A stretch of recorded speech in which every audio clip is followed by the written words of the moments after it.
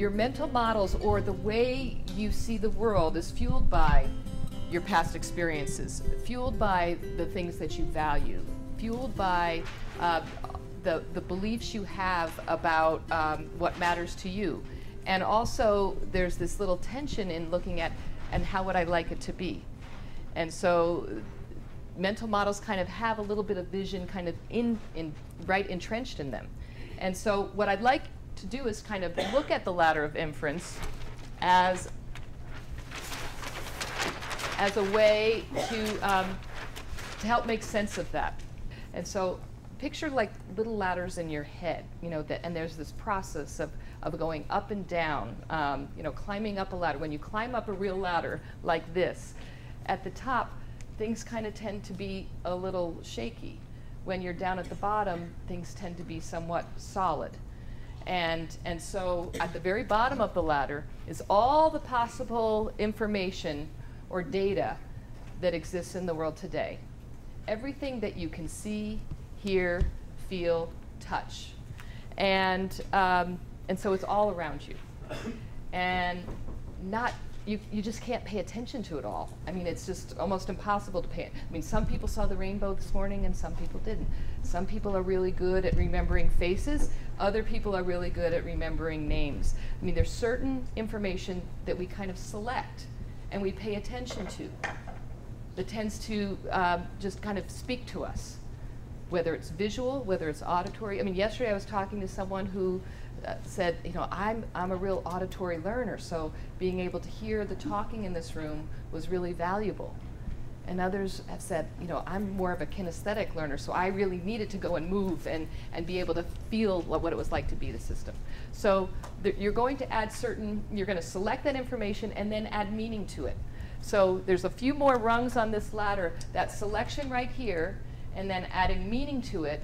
And the meaning that you add is based on your past experiences or the journals that you've read, as Joyce said, you know, to be able to see what have been my experiences that feed into how I look at a new position or how I look at the first day of school. And then from the meanings you add beliefs that become kind of the sense of who you are and take action based on those beliefs. And what I think the coolest part about the ladder of inference is that your beliefs tend to influence what you choose to notice. What you choose to notice.